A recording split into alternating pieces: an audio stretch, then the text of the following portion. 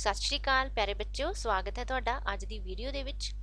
अज असीं 12वीं जमात दी पाठ पुस्तक दे विचों हरिभजन सिंह जी की लिखी हुई कविता पढ़ांगे, जिसका नाम है मेरा बचपन। हरिभजन सिंह जी का जन्म 18 अगस्त 1920 ईस्वी नूं आसाम विच होया। उन्हां नूं हिंदी अते अंग्रेजी ਸਾਹਿਤ ਦਾ ਜਿਹੜਾ ਸੀਗਾ ਡੂੰਘਾ अध्ययन उन्हां ने कीता होया सी। डॉक्टर हरिभजन सिंह जी के पहले काव्य संग्रहां विच भाव प्रधान शैली का रंग वधेरे है। उन्हां दीयां जिहड़ियां रचनावां ने उन्हां दे विच जीवन की निराशता, कर्महीनता, समाजिक मनोविग्यानिक परिस्थितियां नूं बरीकी दे नाल चितरिया गया है। अज असीं उन्हां दी कविता पढ़न जा रहे हां, मेरा बचपन। बच्चों, मेरा बचपन जिहड़ी कविता हैगी है ना, इहदे विच कवि ने एक अजिहे बच्चे की मनोदशा नूं वर्णन कीता है जिसदा पिता बचपन दे विच ही मर गया सी। ठीक है, वो सधारण बच्चों वांग अपना बचपन नहीं सी बिता सकिया अते उसदी माँ उसनूं मेहनत मजदूरी करके पालदी सी। अते वो सारी जिहड़ी बचपन की याद है वो कवि उस बच्चे के रूप दे विच साडे सामने रखेगा। मेरा बचपन अजे ना आया, मेरा बचपन कद आवेगा, जद उमरां दी झोली दे विच 2 3 4 ਜਾਂ 5 वरे सन। ਤਾਂ ਉਹ ਬੱਚਾ ਕੀ ਆਖ ਰਿਹਾ ਹੈ ਕਿ ਮੇਰਾ ਬਚਪਨ ਅਜੇ ਨਹੀਂ ਆਇਆ ਅਤੇ ਇਸ ਤੋਂ ਬਾਅਦ ਕਦੇ ਆਵੇਗਾ ਵੀ ਨਹੀਂ, ਕਿਉਂਕਿ ਜਦੋਂ ਮੈਂ 2 3 4 ਜਾਂ 5 ਵਰੇ ਦਾ ਸਾਂ, ਮੇਰਾ ਬਚਪਨ ਉਦੋਂ ਵੀ ਨਹੀਂ ਸੀ ਆਇਆ। ਮਾਂ ਦੇ ਬੁੱਲ ਵੀਰਾਨਾ ਉੱਤੇ ਕਦੇ ਨਾ ਉੱਗੀ ਹਰੀ ਕਰੂਮਲ, ਨੈਣ ਉਸਦੇ ਭਰੇ ਭਰੇ ਸਨ, ਦਿਨ ਜਿਉਂ ਬੁਝੇ ਬੁਝੇ ਪਰਛਾਵੇਂ। ਕਵੀ ਦੱਸ ਰਿਹਾ ਹੈ ਕਿ ਉਸਦੇ ਮਾਂ ਦੇ ਬੁੱਲਾਂ ਦੇ ਉੱਪਰ ਹਮੇਸ਼ਾ ਉਦਾਸੀ ਛਾਈ ਰਹਿੰਦੀ ਸੀ ਅਤੇ ਕਦੇ ਵੀ ਉਸਦੇ ਬੁੱਲਾਂ ਤੇ ਮੁਸਕਾਨ ਜਾਂ ਹਾਸੀ ਨਹੀਂ ਸੀ ਆਉਂਦੀ।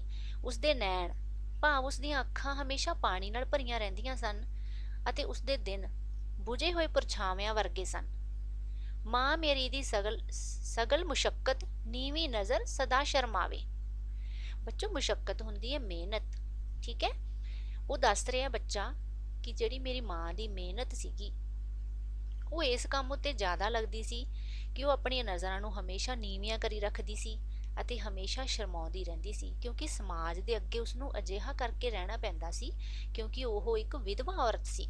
ਸ਼ੁਰੂ ਦੇ ਵਿੱਚ ਤੁਹਾਨੂੰ ਦੱਸਿਆ ਗਿਆ ਨਾ ਕਿ ਉਸ ਬੱਚੇ ਦੀ ਗੱਲ ਹੋ ਰਹੀ ਹੈ ਜਿਸ ਦਾ ਪਿਤਾ ਜਿਹੜਾ ਸੀਗਾ ਬਚਪਨ ਦੇ ਵਿੱਚ ਮਰ ਗਿਆ ਸੀ। ਤਾਂ ਉਹ ਆਪਣੀ ਮਾਂ ਬਾਰੇ ਗੱਲ ਕਰਦਾ ਹੋਇਆ ਕਹਿੰਦਾ ਹੈ ਕਿ ਉਹ ਮਿਹਨਤ ਮਜ਼ਦੂਰੀ ਤਾਂ ਕਰਦੀ ਹੀ ਸੀ ਉਸਦਾ ਪਾਲਣ ਪੋਸ਼ਣ ਕਰਨ ਦੇ ਲਈ, ਪਰੰਤੂ ਉਸਦਾ ਜ਼ਿਆਦਾ ਜ਼ੋਰ ਜਿਹੜਾ ਸੀਗਾ ਹਮੇਸ਼ਾ ਆਪਣੀਆਂ ਨਜ਼ਰਾਂ ਨੂੰ ਨੀਵੀਆਂ ਕਰਕੇ ਰੱਖਣ ਦੇ ਵਿੱਚ ਹੀ ਲੱਗ ਜਾਂਦਾ ਸੀ, ਕਿਉਂਕਿ ਜਿਹੜਾ ਸਮਾਜ ਹੈ ਉਹ ਸਮਾਜ ਦੀਆਂ ਮੈਲੀਆਂ ਨਜ਼ਰਾਂ ਦਾ ਸਾਹਮਣਾ ਨਹੀਂ ਸੀ ਕਰਨਾ ਚਾਹੁੰਦੀ। ਰਾਤ ਸੁਲਗਦਾ ਸੁੰਝਾ ਪਾਲਾ, ਮੈਂ ਮੇਰੀ ਮਾਂ ਦੀਪ ਵਿਹੋਣੇ, ਜਿਉਂ ਨੇਰੇ ਦੀ ਝੁੰਬ ਮਾਰ ਕੇ 2 ਬੂਟੇ ਕੁਮਲਾਏ ਸੁੱਤੇ। ਰਾਤ ਨੂੰ ਜਿਹੜਾ ਸੀਗਾ ਸਾਡੇ ਘਰ ਦੇ ਵਿੱਚ ਸੁੰਨਾ ਪਾਲਾ ਮਹਿਸੂਸ ਹੁੰਦਾ ਸੀ। ਮੈਂ ਅਤੇ ਮੇਰੀ ਮਾਂ ਬਿਨਾਂ ਦੀਵਾ ਜਲਾਏ ਹੀ ਸੌਂ ਜਾਂਦੇ ਸਾਂ। ਦੀਪ ਦੀਵਾ, ਵਿਹੋਣੇ ਵਾਂਝੇ। ਅਸੀਂ ਦੀਵਾ ਜਲਾਏ ਤੋਂ ਬਿਨਾਂ ਹੀ ਮੈਂ ਤੇ ਮੇਰੀ ਮਾਂ ਸੌਂ ਜਾਂਦੇ ਸਾਂ ਠੰਡ ਦੇ ਮੌਸਮ ਦੇ ਵਿੱਚ।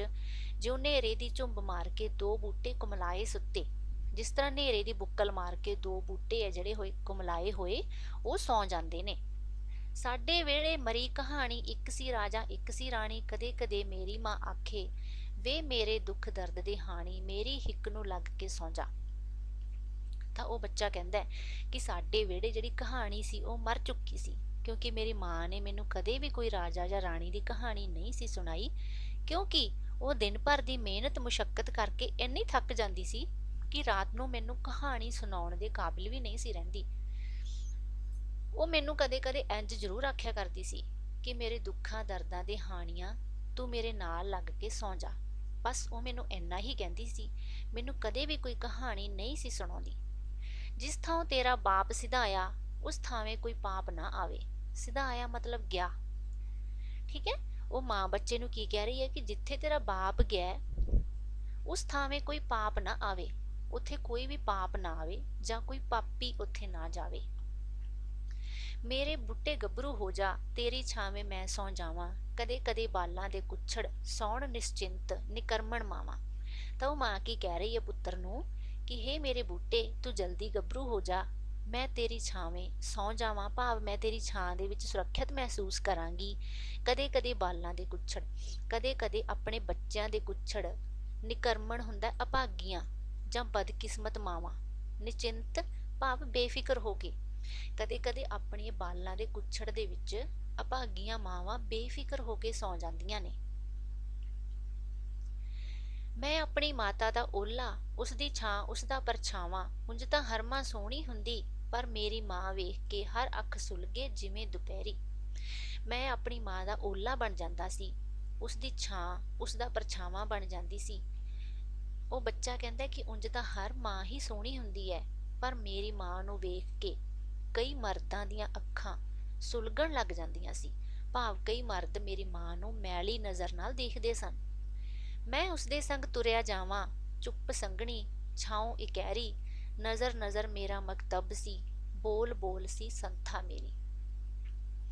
ਮੈਂ ਉਸਦੇ ਨਾਲ ਨਾਲ ਤੁਰਿਆ ਜਾਂਦਾ ਹੁੰਦਾ ਸੀ। ਸੰਘਣੀ ਚੁੱਪ ਹੁੰਦੀ ਸੀ, ਕਿਉਂਕਿ ਅਸੀਂ ਇੱਕ ਦੂਜੇ ਨਾਲ ਕੋਈ ਵੀ ਗੱਲਬਾਤ ਨਹੀਂ ਸੀ ਕਰਦੇ ਹੁੰਦੇ। ਇਕਹਿਰੀ ਛਾਂ ਹੁੰਦੀ ਸੀ, ਅਤੇ ਲੋਕਾਂ ਦੀਆਂ ਨਜ਼ਰਾਂ, ਮੈਲੀਆਂ ਨਜ਼ਰਾਂ, ਜਿਨ੍ਹਾਂ ਦਾ ਸਾਹਮਣਾ ਮੇਰੀ ਮਾਂ ਕਰਦੀ ਸੀ, ਉਹੀ ਮੇਰਾ ਮਕਤਬ ਸੀ। ਮਕਤਬ ਭਾਵ ਮੇਰਾ ਮਦਰਸਾ ਸੀ, ਜਾਂ ਮੇਰੇ ਸਿੱਖਣ ਦੀ ਜਗ੍ਹਾ ਸੀ। ਭਾਵ ਮੈਨੂੰ ਉਹਨਾਂ ਮੈਲੀਆਂ ਨਜ਼ਰਾਂ ਨੇ ਸਮੇਂ ਤੋਂ ਪਹਿਲਾਂ ਹੀ ਸਮਝਦਾਰ ਬਣਾ ਦਿੱਤਾ। ਮੈਂ ਬੱਚਾ ਨਾ ਰਿਹਾ, ਸਗੋਂ ਮੈਂ ਇੱਕ ਸਮਝਦਾਰ ਇਨਸਾਨ ਬਣ ਗਿਆ। ਬੋਲ ਬੋਲ ਸੀ ਸੰਥਾ ਮੇਰੀ, ਤੇ ਜਿਹੜੇ ਬੋਲ ਮੇਰੀ ਮਾਂ ਨੂੰ ਸੁਣਨੇ ਪੈਂਦੇ ਸੀ, ਉਹ ਮੇਰਾ ਸਬਕ ਬਣ ਗਏ।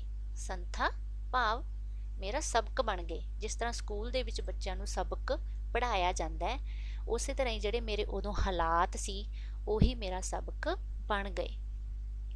ਬਚਪਨ ਆਉਂਦਾ ਤਾਂ ਕਿਸ ਰਾਹੋਂ, ਹਰ ਰਾਹ ਸੂਝ ਸਮਝ ਨੇ ਘੇਰੀ। ਇੱਕ ਦਿਨ ਮਾਂ ਨੇ ਬਾਤ ਸੁਣਾਈ, ਕਿਵੇਂ ਉਸਨੇ ਆਪਣੇ ਹੱਥੀਂ ਪਿਤਾ ਮੇਰੇ ਦੀ ਚਿਤਾ ਜਲਾਈ। ਤਾਂ ਉਹ ਬੱਚਾ ਕਹਿੰਦਾ ਹੈ, ਜਿਹੜਾ ਬਚਪਨ ਦੇ ਵਿੱਚ ਹੀ ਆਪਣੇ ਪਿਤਾ ਤੋਂ ਹੀਣ ਹੋ ਗਿਆ ਸੀ, ਉਹ ਕਹਿੰਦਾ ਕਿ ਬਚਪਨ ਆਉਂਦਾ ਵੀ ਤਾਂ ਕਿਸ ਰਾਹ ਤੋਂ ਆਉਂਦਾ, ਕਿਉਂਕਿ ਮੇਰੀ ਹਰ ਰਾਹ ਜਿਹੜੀ ਸੀ ਸੂਝ ਤੇ ਸਮਝ ਨੇ ਘੇਰ ਲਈ ਸੀ। ਮੈਂ ਬਚਪਨ ਦੇ ਵਿੱਚ ਹੀ ਬਹੁਤ ਸਿਆਣਾ ਹੋ ਗਿਆ ਸੀ। ਮੈਂ ਉਹਨਾਂ ਹਾਲਾਤਾਂ ਦਾ, ਤਲਖ ਹਾਲਾਤਾਂ ਦਾ ਸਾਹਮਣਾ ਕਰਦਾ ਹੋਇਆ ਸਮੇਂ ਤੋਂ ਪਹਿਲਾਂ ਹੀ ਸਿਆਣਾ ਹੋ ਗਿਆ ਸੀ। ਜੇਕਰ ਉਦੋਂ ਹੀ ਬਚਪਨ ਨਹੀਂ ਆਇਆ ਤਾਂ ਹੁਣ ਕਿੱਥੋਂ ਆਵੇਗਾ। ਇੱਕ ਦਿਨ ਮੇਰੀ ਮਾਂ ਨੇ ਮੈਨੂੰ ਗੱਲ ਸੁਣਾਈ ਕਿ ਉਸਨੇ ਆਪਣੇ ਹੱਥੀਂ ਮੇਰੇ ਪਿਤਾ ਦੀ ਚਿਤਾ ਨੂੰ ਅੱਗ ਜਲਾਈ ਸੀ। ਫਿਰ ਕੁਰਲਾਈ, ਨਹੀਂ ਨਹੀਂ, ਮੈਂ ਆਪਣੇ ਹੱਥੀਂ ਤੇਰਾ ਬਚਪਨ ਆਪ ਜਲਾਇਆ। ਮੇਰਾ ਬਚਪਨ ਉਦੋਂ ਨਾ ਆਇਆ, ਮੇਰਾ ਬਚਪਨ ਕਦ ਆਵੇਗਾ। ਫਿਰ ਉਹ ਕੁਰਲਾਈ, ਰੋਣ ਲੱਗੀ ਅਤੇ ਮੈਨੂੰ ਕਹਿਣ ਲੱਗੀ ਕਿ ਮੈਂ ਸਿਰਫ ਤੇਰੇ ਪਿਤਾ ਦੀ ਚਿਤਾ ਹੀ ਨਹੀਂ ਸੀ ਜਲਾਈ, ਸਗੋਂ ਮੈਂ ਆਪਣੇ ਹੱਥਾਂ ਨਾਲ ਤੇਰਾ ਬਚਪਨ ਵੀ ਉਸੇ ਦਿਨ ਹੀ ਜਲਾ ਦਿੱਤਾ ਸੀ। ਤੇਰਾ ਬਚਪਨ ਆਪ ਜਲਾਇਆ। ਤਾਂ ਕਵੀ ਜਿਹੜਾ ਹੈਗਾ ਅਖੀਰ ਦੇ ਵਿੱਚ ਕਹਿੰਦਾ ਹੈ ਕਿ ਮੇਰਾ ਬਚਪਨ ਉਦੋਂ ਨਾ ਆਇਆ ਜਦੋਂ ਮੈਂ 4-5 ਸਾਲ ਦਾ ਸੀ, ਅਸਲ ਦੇ ਵਿੱਚ ਬੱਚਾ ਸੀ। ਮੇਰਾ ਬਚਪਨ ਕਦ ਆਵੇਗਾ। ਹੁਣ ਮੇਰਾ ਬਚਪਨ ਕਦੇ ਨਹੀਂ ਆਵੇਗਾ, ਕਿਉਂਕਿ ਹੁਣ ਮੈਂ ਬੱਚਾ ਨਹੀਂ ਰਿਹਾ। ਤਾਂ ਬੱਚੋ, ਇਹ ਜਿਹੜੀ ਕਵਿਤਾ ਸੀਗੀ ਇੱਕ ਅਜਿਹੇ ਬੱਚੇ ਦੀ ਮਨੋਦਸ਼ਾ ਨੂੰ ਬਿਆਨ ਕਰ ਰਹੀ ਹੈ ਜਿਹੜਾ ਪਿਤਾ ਤੋਂ ਹੀਣ ਹੈ ਅਤੇ ਆਪਣੀ ਮਾਂ ਦਾ ਸਹਾਰਾ ਬਣਦਾ ਹੈ। ਇਸ ਦਾ ਤੁਸੀਂ ਕੇਂਦਰੀ ਭਾਵ ਲਿਖੋਗੇ ਬੱਚੋ।